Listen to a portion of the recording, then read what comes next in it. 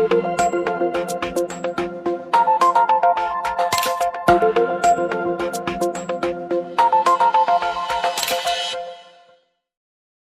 guys, my name is Ochuko Newton and welcome to the BP Talks. I'm excited today because of the studio we have Babajide Anjorin, who's head of marketing at Duroman. How are you doing today? Yeah, I'm excited to be here. Thanks for having me. And how excited are you to hear me scale of 1 to 10? I think 8. 8, maybe 2% because of the weather, the stress and everything. But yeah, I saw that. Interesting. Okay, let's dive right into it. As we know, we have conversations about industry conversations in marketing, and particularly from different industry to industry. And today, I'd like to ask you this first question, which I'm curious to know. What was your first shot at marketing? I usually ask all I guess, and I'd like to know what yours like. So it depends. When you say my first shot at marketing is at the very fundamental level, how did you get into marketing? So there's a story behind it, right? So let me just quickly chop that there.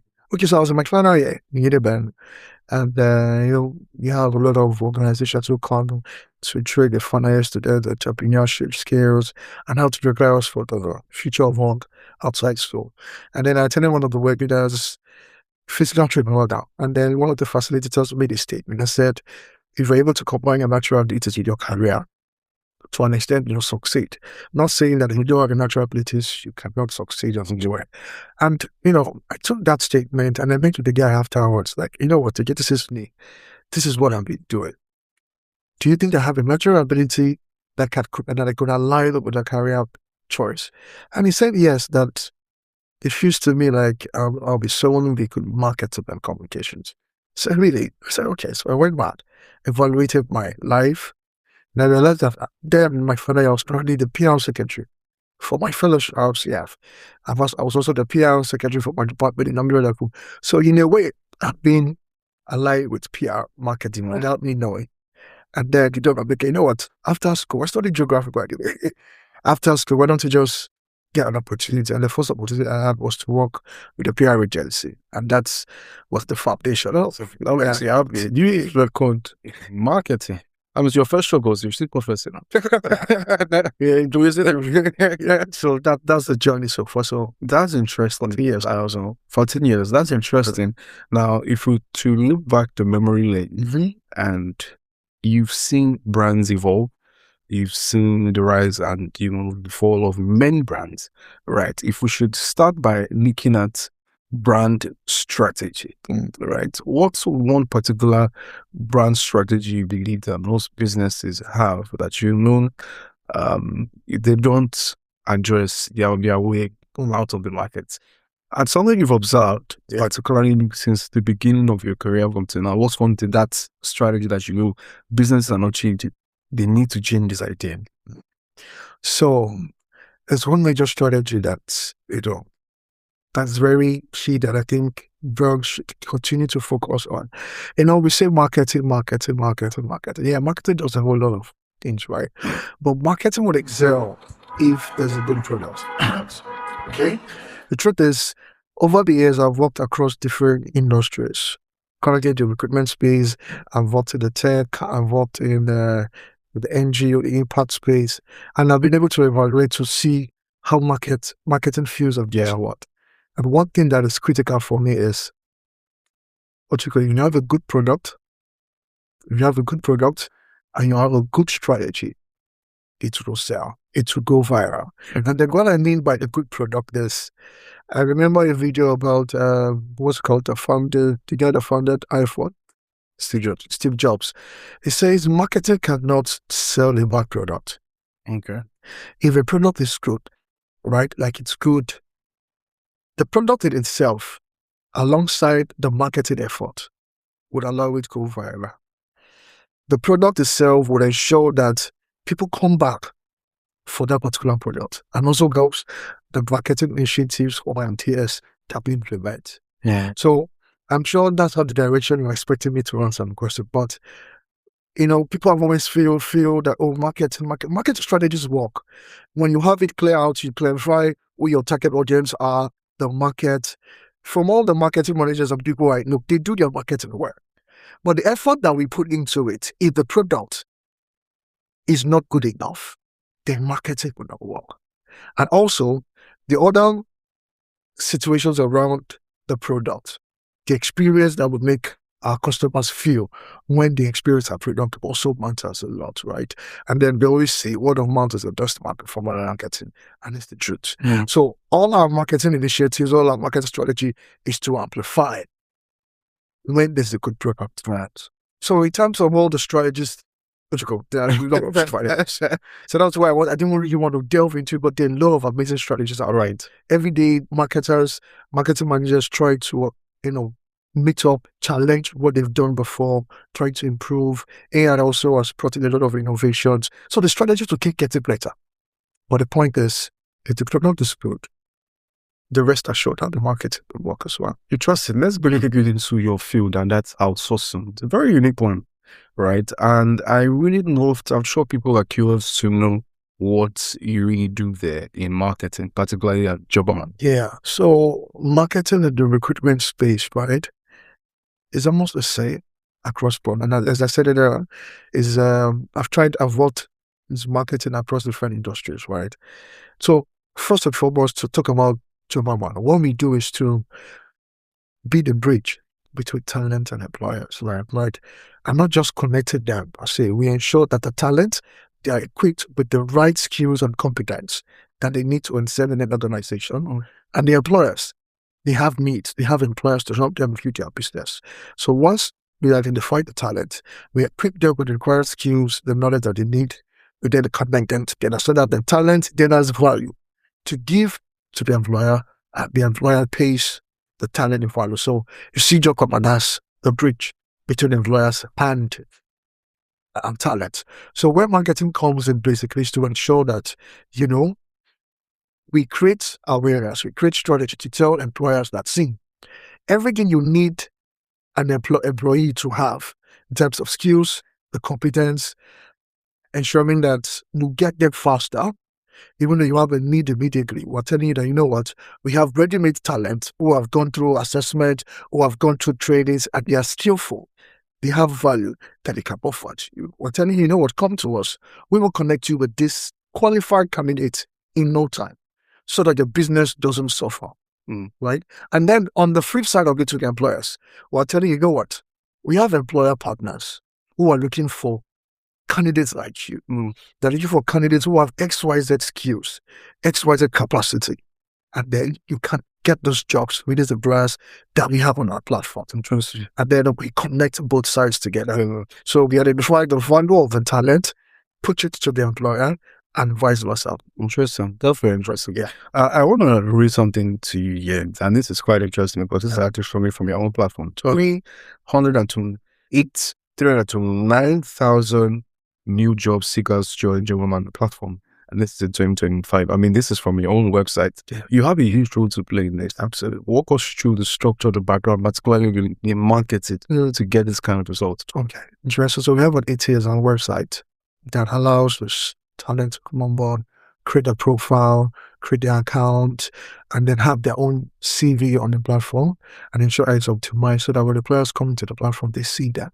So the way it works is we've over time built per system and ensure that it's more seamless as we grow every year.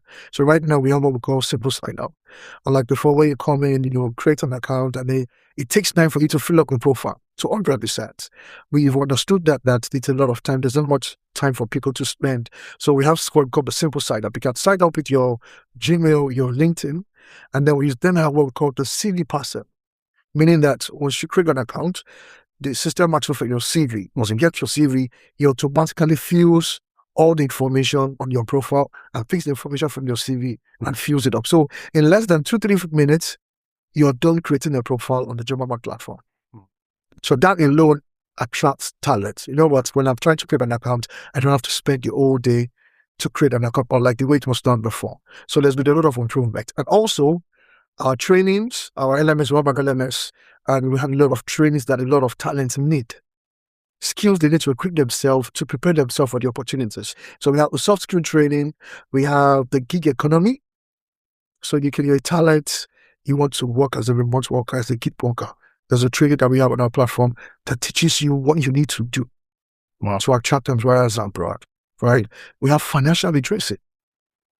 So these are some of the trainings. We'll be able to map them out because we know that there are trainings that would attract talents, because those are the trainings that also feed the needs that they have, the vacuum, the skills vacuum that they have. And so that when they're equipped with those skills, they get certified, and employers can easily bring them on board. So all those touch points in literally would attract talent to the platform, ensuring that we've already worked to simplify sign up on the platform already. Yeah. And also we run our always on campaign. So there are always campaign running every day to attract talent to the platform, and also use testimonies. Apart from the training and the system that we have put in place to make the website more seamless, testimonies of talents who have gotten a job on the platform. Right. They're also there. We have a community where you see talent who have gotten a job coming back. Even employers, they come in, they post their job on the platform, they get candidates, and they keep coming back. That's why I emphasize a good product. When the product works and it's optimized well enough to ensure that your target audience do not struggle to interact with it, it is seamless, it is easy for them to relate to it, then marketing will work. Interesting. So those are some of the key things. We've done our digital campaign and also the career fairs, we do career clinics. So it's an integrated approach. Aside the digital, we also ensure that we go to different states where we attract talent, bring them together physically under a roof, and also attract employers within a state. So they let us know the roles that they have, and then we identify talent who are qualified and then connect that together, ensuring that there is immediate recruitment. Wow. We've had testimonies where we have the career fair, like the career fair we had at Lagos last year. We had candidates who got a job on the spot. Wow. Yes. That's interesting. Yeah. This is really interesting. And, while you're talking, something just came to my mind. A lot of people, particularly that are starting their career in marketing from the very elementary level. Yeah.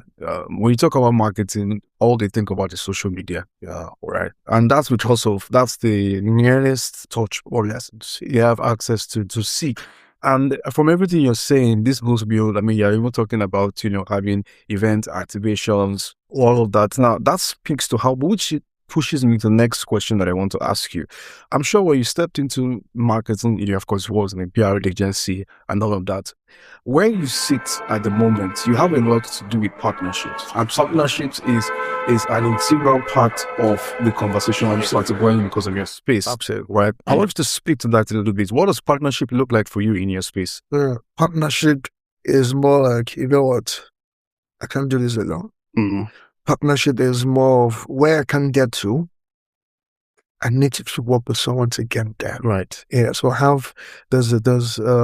Nigeria is big, Africa is big, right? And whatever solution that I have, it should all be for the people around me. We want to extend it. Take us through your journey of what your partnership has been like in the last year. Yeah, it's been amazing. So part of the things we're talking about. So in terms of the cadence that we have, right? We do training, we train this talent, and then connect them to employers. So we have training partners. So because we're in Lagos, we have partners, training partners across several states who help us organize our trainings. And then once they're trained, then place them, right? Also, we have job centers, an extension of job and Nigerian Lagos across other states. We have about 14 job centers currently, whereby people in the locality can easily go to the job center and access a job directly within their locality. Employers also who are looking for talents to recruit go to the job centers to get talent. So the other is a talent in the market now doesn't need to be trying to say he wants to come today, just to come and work. Right there in the product, there are opportunities. What we've done is we've created a solution, a job center, whereby both employers of talent can go in there and then we get much together. So we pull out job opportunities within Ibadan and then connect talents to it. So employers also doesn't have to come and say, oh, you need to come in and get a good. No, you will get talent. So we train them. So we have training partners. We have partners that help us with our job centers. We have the job centers. We also have, for our training or light training, so we have partners as well. So the collaboration is very interesting. Like it's something, because it's a whole lot. Yeah. And we can't do it alone. So we have the vision, we have the mission that we're trying to drive, but to be able to really reach the number that we want, we need to work with partners to help us implement this. Really interesting. Just looking at you talk about this, one can tell how passionate you're really going into this project that you do on a daily basis practically. Yeah. And the reason why I say that is because most people, they don't take their work serious. And you can show, and it shows when they speak. So right, you're in marketing, but I smell a lot of business development around that. Right? But it didn't just start one day. Before you went into the business development side of what you're doing, right? Where did you get to in your career to say, you know what, in order for me to start getting results, I need to start doing this? So I think that's a very important. That's right. So sometimes in my career, I sat down, I was like, yes, I'm marketing, but I think I could be more, right? And I realized that for me to be more, I need to spread myself across the board. So for every organization that I go to, I try to ensure that I'm open to every other functions across the board. I want to be able to speak on everything when it comes to sales. I want to have an input. When it comes to BD, I want to have an input. When it comes to partnership, I want to have an input. When it comes to operation, I want to have an input. So when you see yourself as a talent and you want to become viral, and that's how it starts. So it's something you need to build yourself and then connect what you do to all the other functions.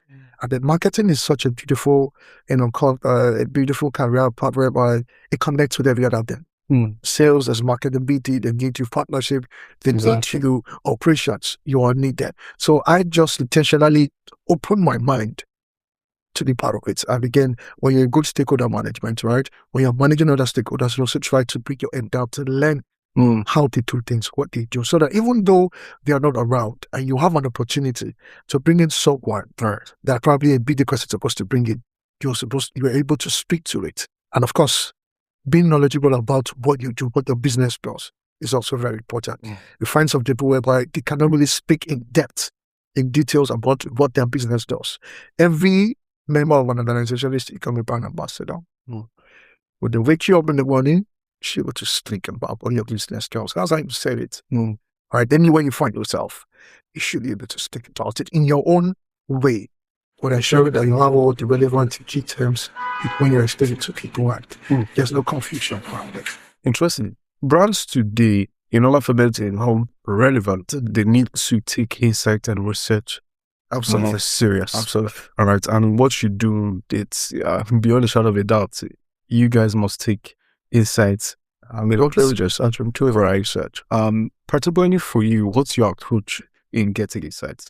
Data. So John and I are very heavy on data. We do research every now and then to understand what are the pain points, what are the challenges that, the young Nigerians are going to, employers, the unemployment rates, this talent really want the job, what kind of jobs are they looking out for? And so we do a lot of research. And some of the decisions that I make from the marketer point of view, they are data driven. I'm very heavy on historical data. If I'm making an informed decision about a campaign, for example, plan it for H2, I need to have understood what happened in H1, that's first half of the year, and even compare it with first half of 2025, 2024. The planning for H2, 2026, I also compare. What were the nuances? What are the things that did well? What are the things that didn't do? What are those things that really helped us to increase awareness, our brand image, revenue, previous year, and then bring those insight, and then look at, compare to what's on ground, the reality, and then take it from there. For example, there's election coming out. We know that by Q4, there are a lot of activities would begin to wind down. So what do we need to do? Last election, 4 years ago, what happened in that period? So data is very key for me. I'm heavy on data to make decisions to ensure that we're properly aligned on what needs to be done. And it helps us to project, what we can get, what needs to be done at then. I'm sort of that planning. Very interesting. Now you've been talking about the good things you've been doing. You're talking about you've been playing your trumpet. Let's talk a little bit about the bottlenecks that you experience, particularly in your space. I wanted to not just talk about your space now. Definitely analyze this a little bit. In the last 14 years, in order for you to get to where you're seated, there must have been some bottlenecks. Absurd, right? And that's the part that most people don't get talk about. You see, some people that are the lower cadre in marketing, particularly those that are at the entry level, they see those that maybe head of marketing or chief marketing officer, and the first thing that comes to your mind is, wow, this guy is just, let's talk about the hidden challenges and the areas. Yeah, amazing. So it's been a lot. It's been a journey, let me put it that way. So I'm gonna face it into one, talk about what happens internally, right? So there's a notion that marketing. Most about the channels that we have, if you can't be at the media to get the return on the investment, that is always an issue. Yeah, let's talk about that. All right, so you look at the media, you look at aside even digital now, then media, TV, billboard, newspaper, and you're like, oh, you have a budget of 10 million, 20 million to do this. Yeah. But when are we going to get the return on investment?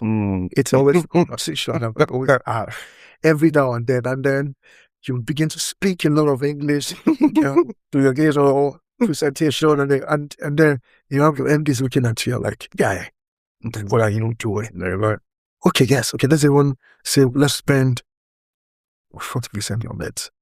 I hear the 6 months. Yeah, wondering what's going on. So, but what most persons fail to understand is the return on investment of marketing initiatives comes over time. Right? It's built gradually. It creates that type of mind awareness in people over time. The truth is, there's competition, the competitive environment. You can't just go in and then say you want to get this done immediately. People need to understand you. And also, there are a lot of dynamics around different countries. So based on my experience, for example, in Nigeria, Nigerians are voted by what they see. Perception is very heavy here. If they've not seen you on the billboard, the newspaper, the radio, hear about you, and then you are improving them for something, they might not take you really serious. But then, when you partner with your own brand, collaboration partnership, you're able to build trust. And the brand, because they know that for that big brand to partner with you, you're real. For example, in Cameroon, if you run a digital ad and say, oh, your call to action is a form, or you wanted to do a particular thing, they might not take you serious. But when there's a flyer and there's a phone number and the physical location, you will get them. You'll get your leads seamlessly in Cameroon. So each country has their peculiarities. But back to Nigeria, right? Perception is key.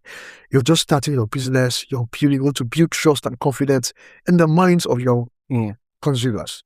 First and foremost, I would say in product. How good is the product? Because that's one thing that will make marketing sell very well. How good is the product? If the product is good on its own, then marketing is happy. Marketing will work seamlessly. So once that has been sorted out, yes, you have the competition. Now, what marketing now does is to create that pathway for that product to express itself, for people to see. So awareness, top of mind awareness, it doesn't just happen immediately. It builds over time. There are some persons that they've seen you, but they will not make a decision to buy your product until maybe after 6 months or more year.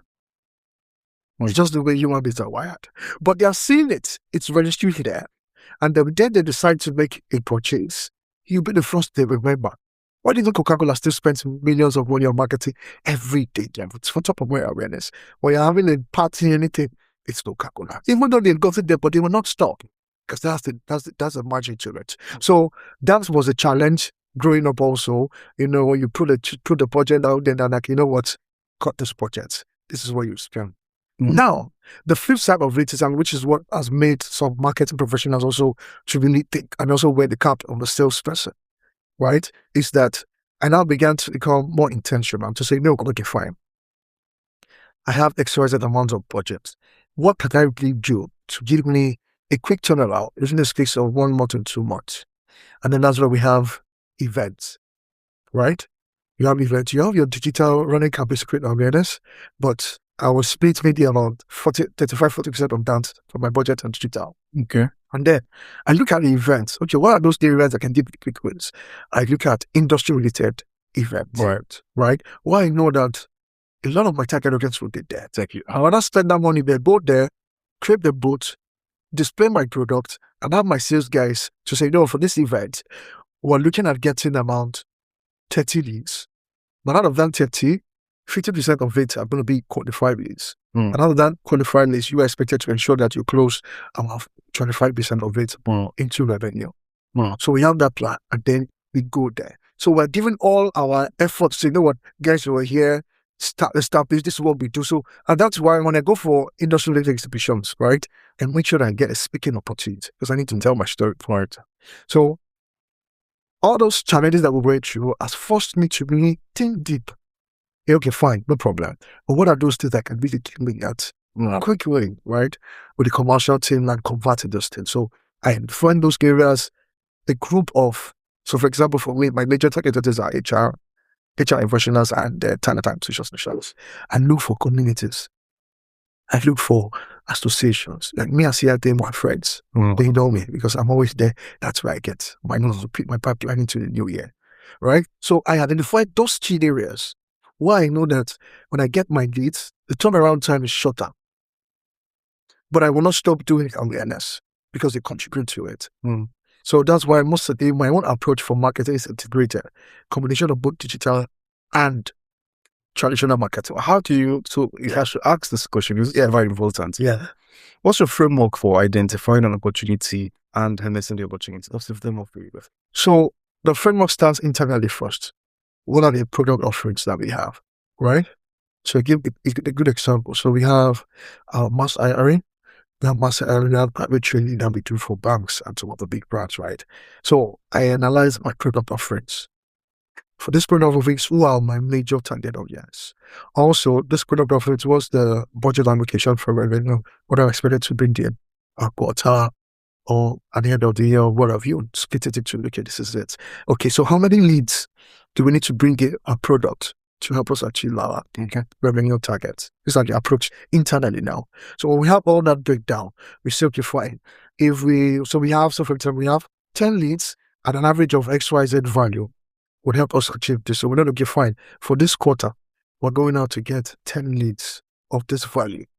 So for me as a marketer, my target would then be 10. I can then do a 20% increase of that as my target for that quarter. So when I'm going out, I'm taking for 15 or 17 or 18, give or take, right? I could get smaller business deals of smaller value that will then sum up into what we want effectually. So a lot of critical thinking then goes into it together with the commercial guys. And then once we do that internally, we then identify what are those platforms, the areas where you can get the type of client that we need. We also look within the network, relationships. Who do you know that you know? Who do you know? Yes. Try to say that. Who do you know that can help us get these things, right? Oh, do you need to call someone? Do you need to go take this person out for like a dinner or a restaurant? We do all that, all those tricks and all those initiatives. Then identify the event. Okay, fine. We do a research. Okay, fine. This association are here. Or we have XYZ number of people. We do an analysis of that association. Or we have the group head of so company in the group. So we map them out. Right. So these are the people we need. They're taking off from there. If I'm going to be sponsoring, I'll also do the evaluation. Okay, right. Sponsor for this particular category. Okay, at the end of the day, based on my spend and what then comes in, to do the metrics that it works there. So a lot of thinking at that level goes into it to ensure that your spend hits the targets. This is a master class. You guys should pay for this. You're getting it for free. I want to talk a little bit about something. This is so important. Let's talk a bit about customer behavior. Right. And you play on two sides, you play of the job seekers and the recruiters and all. Let's look at let's talk about the customer behavior from the job seeker. What's one thing that is consistent there? And then on the other side, what's one thing that is consistent with the recruiters? That's the talent, right? It's talent. What is consistent with them is they move with trend. Okay. During the era of changing of roles from tech to non-tech, you need to know how it's because their friends are now doing data analysis. Everybody wanted to move. And I'm like, okay, so what, guys, calm down. calm down. Yes, if you want to move, that's fine. But do you have clarity on why you want to move? What exactly do you want to do? You're going to ask them objecting. There's more to that, right? Because eventually when the money comes, it gets to a point where you're fatigued. And if not something that you really love to do, you get the point. So that is there. They'll train this shift for them. And they just feel they can just open from one career to another. I see that a lot. Oh, I've done admin And that it also boils down to you not having clarity. Mm. What you want to do based on that. You started it at admin, so maybe you did NYC at the way they've posted you. Just started working as admin. And then 2 years or 3 years down the line, if you can do HR or you can do customer service. And then after you've done 3 years in admin, you move to customer service. And aside that, there's another aspect of it also that people don't really look at, right? Yeah. So yes, you have the technical skills. You've gone to the training and the certificate, but that is not enough for you to try in an organization. Because your technical skills will not teach you communication. It will not teach you interpersonal skills, stakeholders management. And that was one of the days I brought the rise of our soft skills training. You need to have soft skills training to your technical skills. So it's what, yes, you can move all the machines, you are good, you can do the technical stuff. But the soft skills, the human relations, you're going to be in a team. You're not going to be start the joint employee, right? You need to learn to work. Well, that also is an important thing. And that's why we are always loud about our soft skills. People should learn it, take it, and then enables them to be able to relate with people and get the best out of what they need to do while not the technical stuff and applying it to what you're doing. But the soft skill is very important. You can't be a man involved in your organization and they're hitting on everybody. Even you're the best. In fact, we've seen instances where there are two candidates or two talents who came to intern and they needed to make a decision. One has the technical skills, but is rude, lacks soft skills, doesn't know how to relate to people, doesn't know how to manage people. And then the other, yes, does not really have so much of the technical skills, but has a very good soft skills. They rather train that person, keep the person, and then move on. Interesting. Very interesting. Let's talk about the other side. So for employers, right? Employers are pretty dynamic, right? So it's more about them getting the best candidates. And it's not just about connecting them with candidates that align with their culture. So it's something called cultural fit. So a lot of employers are really now open to it. So the era of just, bringing someone and then let the person just resume. So when the recruiters or HR professionals are interviewing you, apart from the technical skills, the soft part of it, they're also looking at cultural fit. Does this person fit the culture of the organization? Right? Can this person accommodate his or herself to the way we do things in the organization? They read it from your conversation. You don't know what they do. So that's also another thing. So when we are then helping them to fulfill their placement, right? We have what we call, there's something that our recruitment team do where they ensure that they have this conversation with the organization to understand exactly in detail who do you want? What exactly do you want this person to do? So once they have that meeting, they look at it and they say, yes, this is good. We now have clarity in terms of what you want, and then we can help you get. So another one thing for us at German, when we do right this, we try to understand exactly what the client wants, what exactly he wants. And that's part of our customer service approach, understanding their needs. Right? We also know the dynamics around it. So there are some value propositions we've also put in place to say, you know what? Yes, we'll give you 3 to 5 candidates, so you can be from there. At least you get one. And then once you get, you help you change. You want us to be part of the interview after we've shortlisted, we'll detail. There's a lot of other value propositions that we offer to just give the employers that comfort to say that, you know what, the talent are in good hands, right? And they had that rest assurance that, whatever talent they're getting from Jobberman are talents that will grow with the organization, have value to the organization, and then become a very strong part of it eventually. So we're very intentional with employers because that's what the revenue comes in. So we're very intentional. We try to understand their big point and then align our value proposition and solutions to it. Wow. Absolutely amazing. Guys, such a masterclass here, and I'm sure that you're learning one or two. Please, like I always say, go over, watch this over again. Listen, if you thought you heard something, you wouldn't, just rewind back and hear again. Thank you so much for watching the first show.